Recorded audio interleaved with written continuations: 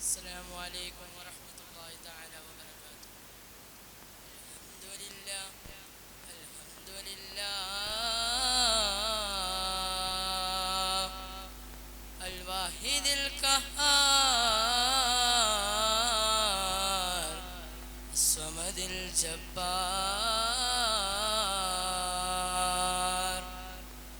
حسبي الله حسبي الله ونعم الوكيل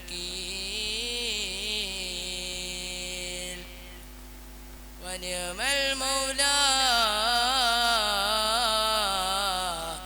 نعم النصير.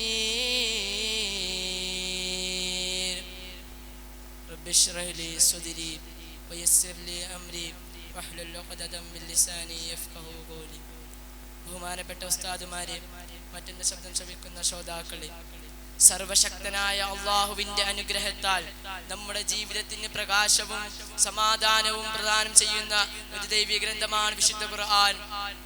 അതേ മനുഷ്യന്റെ ഹൃദയങ്ങളിലെ ആത്മീയ അന്ധകാരത്തെ പ്രകാശിപ്പിച്ച് അവനെ നന്മയുടെയും സത്യത്തിന്റെയും പാതയിലേക്ക് നയിക്കുക എന്നതാണ് പരിശുദ്ധ ഖുർആന്റെ പ്രാഥമിക ലക്ഷ്യം തന്നെ. അല്ലാഹു തആല അവന്റെ ഖുർആനിലൂടെ പറയുകയാണ്, ബിസ്മില്ലാഹിർ റഹ്മാനിർ റഹീം അലിഫ് ലാം റാ കിതാബുൻ അൻസൽനാഹു ഇലൈക ലിതുഖ്രിജൻ നാസ മിനൽ ളുലുമാതി ഇലൻ നൂർ ബിഇസ്നില്ലാഹി ഇലാ സിറാത്തികൽ അസീസിൽ ഹമീദ്.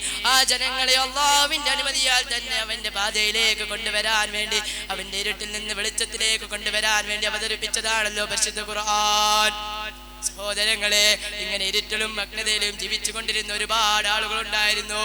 അങ്ങനെ ഒരാളായിരുന്നു ഖലീഫ ഉമർ ഇബ്നുൽ ഖത്താബ് റളിയല്ലാഹു അൻഹു. ഊരിപ്പിടിച്ച വാളുമായി ഇസ്ലാമിനെ തങ്ങളെയും ഇല്ലാതാക്കാൻ ഇറങ്ങി തിരിച്ച ഉമർ റളിയല്ലാഹു അൻഹുവിനോട് ബനൂ സഹ്റാ ഗോത്രത്തിൽ നിന്ന് ഒരാൾ ചോദിക്കുകയാണ്, ഓ ഉമറേ, നീ എങ്ങോട്ടാണ് ഈ വാളുമായി പോകുന്നത്? അന്നേരം ഉമർ റളിയല്ലാഹു അൻഹു മറുപടി പറയുകയാണ്, മുഹമ്മദ് മുസ്തഫ തങ്ങളുടെ തലയെടുക്കാനാണെന്ന് പറഞ്ഞ ഉമർ റളിയല്ലാഹു അൻഹുവിനോട് അദ്ദേഹം മറുപടി പറയുകയാണ്, നീ ഉമറിന്റെ തലയെടുക്കുന്നതിന് മുമ്പ് സഹോദരിയുടെ തലയെടുക്കും ഉമറേ, അവളതാ ഇസ്ലാം മതം സ്വീകരിച്ചിരിക്കുന്നു. ഇത് കേട്ടത് ഉമർ റളിയല്ലാഹു അൻഹു രോക്ഷാകുലനായി തന്റെ സഹോദരിയുടെ വീട്ടിലേക്ക് കുതിക്കുകയാണ്. അവിടെ വെച്ച് ഉമർ റളിയല്ലാഹു അൻഹു ഖുർആൻ പാരായണം കേൾക്കുകയാണ്. ബിസ്മില്ലാഹിർ റഹ്മാനിർ റഹീം طه ما أنزلنا عليك القرآن لتشقى إلا تذكرة لمن يخشى. ഇത് കേട്ടത് ഉമർ റളിയല്ലാഹു അൻഹു മനസ്സിലേക്ക് വല്ലാത്തൊരു വിശുദ്ധി കടന്നു വരികയാണ്. പിന്നീട് ലോകം കണ്ട ഏറ്റവും വലിയ ഭരണാധികാരികളിൽ ഒരാളെ അദ്ദേഹം മാറുകയാണ്.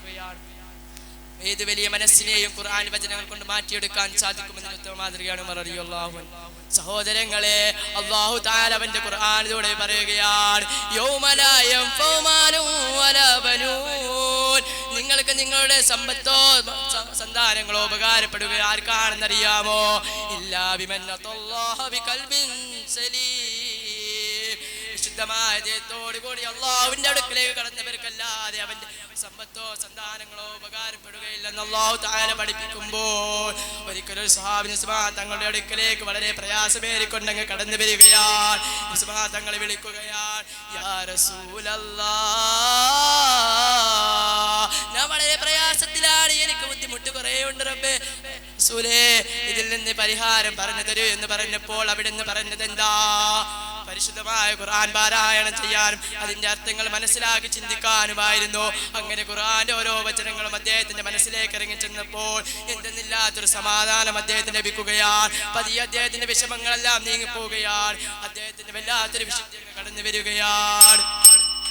ആ ഖുർആൻ നിത്യം പാരായണം ചെയ്യാനും അതിൽ നിന്ന് ആത്മശാന്തി നേടാനും തൗഫീഖ് നൽകുമാറാവട്ടെ.